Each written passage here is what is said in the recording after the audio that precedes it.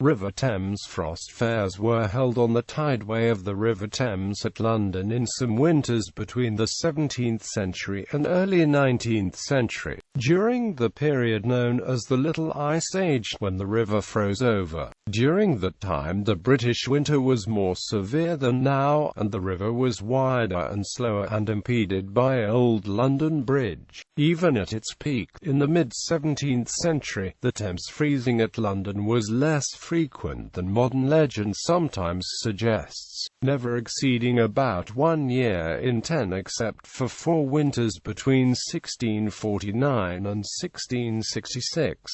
From 1400 to the removal of the now replaced medieval London Bridge in 1835, there were 24 winters in which the Thames was recorded to have frozen over at London. If more or less frozen over years are included, the number is 26 to 1408, 1435, 1506, 1514, 1537, 1565, 1595, 1608, 1621, 1635, 1649, 1655, 1663, 1666, 1677, 1684, 1695, 1709, 1716, 1740, 1776, 1788, 1795, and 1814.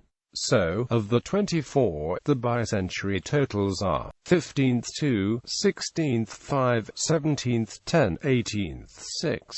Frost fairs were far more common elsewhere in Europe. For example, in the Netherlands, the Thames freezes over more often upstream, beyond the reach of the tide, especially above the weirs, of which Teddington Lock is the lowest. The last great freeze of the higher Thames was in 1962–63. During the Great Frost of 1683–84, the worst frost recorded in England, the Thames was completely frozen for 2 months, with the ice reaching a thickness of 11 inches in London. Solid ice was reported extending for miles off the coasts of the southern North Sea, causing severe problems for shipping and preventing the use of many harbours. Near Manchester, the ground was frozen to 27 inches, in Somerset, to more than 4 feet. Historical background. One of the earliest accounts of the Thames freezing comes from AD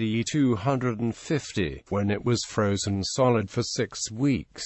As long ago as 923 the river was open to wheel traffic for trade and the transport of goods for 13 weeks. In 1410, it lasted for 14 weeks. The period from the mid-14th century to the 19th century in Europe is called the Little Ice Age because of the severity of the climate, especially the winters. In England, when the ice was thick enough and lasted long enough, Londoners would take to the river for travel, trade and entertainment, the latter eventually taking the form of public festivals and fairs. The Thames was broader and shallower in the Middle Ages. It was yet to be embanked, meaning that it flowed more slowly. Moreover, Old London Bridge, which carried a row of shops and houses on each side of its roadway, was supported on many closely spaced piers. These were protected by large timber casings which, over the years, were extended, causing a narrowing of the arches below the bridge, thus concentrating the water into swift-flowing torrents. In winter, large pieces of ice would lodge against these timber casings,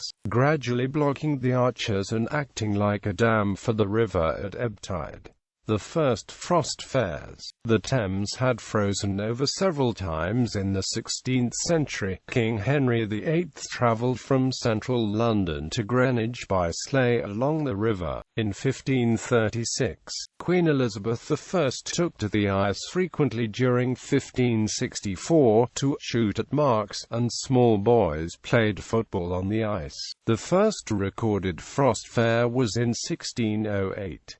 The most celebrated frost fair occurred in the winter of 1683–84 and was described by John Evelyn. Coaches plied from Westminster to the Temple, and from several other stairs to and fro, as in the streets, sleds, sliding with skeets, a bull baiting, horse and coach races, puppet plays and interludes, cooks, tipping and other lewd places, so that it seemed to be a bacchanalian triumph, or carnival on the water. For sixpence, the printer Croom sold souvenir cards written with the customer's name, the date, and the fact that the card was printed on the Thames, and was making £5 a day. King Charles II bought one.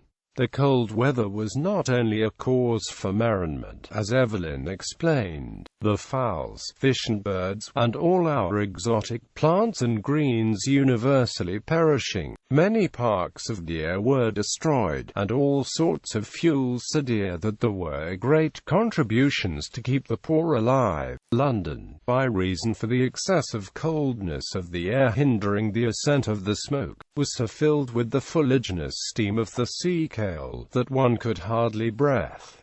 An eyewitness account of the 1683–84 frost. On the 20th of December, 1688, a very violent frost began, which lasted to the 6th of February, in so great extremity, that the pools were frozen 18 inches thick at least, and the Thames was so frozen that a great street from the Temple to Southwark was built with shops, and all manner of things sold. Hackney coaches plied there as in the streets.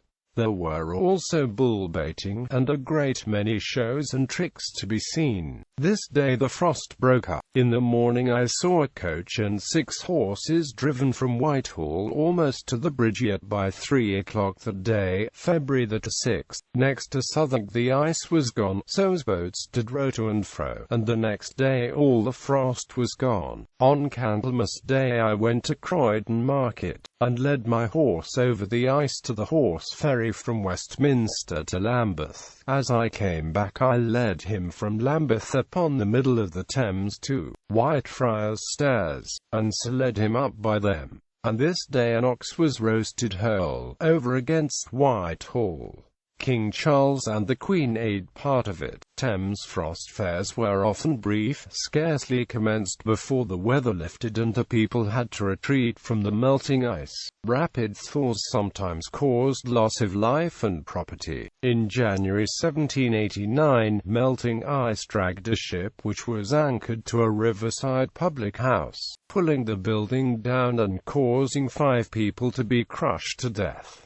Walking from Fulham to Putney. Soon after, Bailby Porteous, Bishop of London, took residence at Fulham Palace in 1788. He recorded that the year was remarkable for a very severe frost the latter end of the year, by which the Thames was so completely frozen over, that Mrs. Porteous and myself walked over it from Fulham to Putney. The annual register recorded that, in January 1789, the river was completely frozen over and people walked to and fro across it with fairground booths erected on it, as well as puppet shows and roundabouts.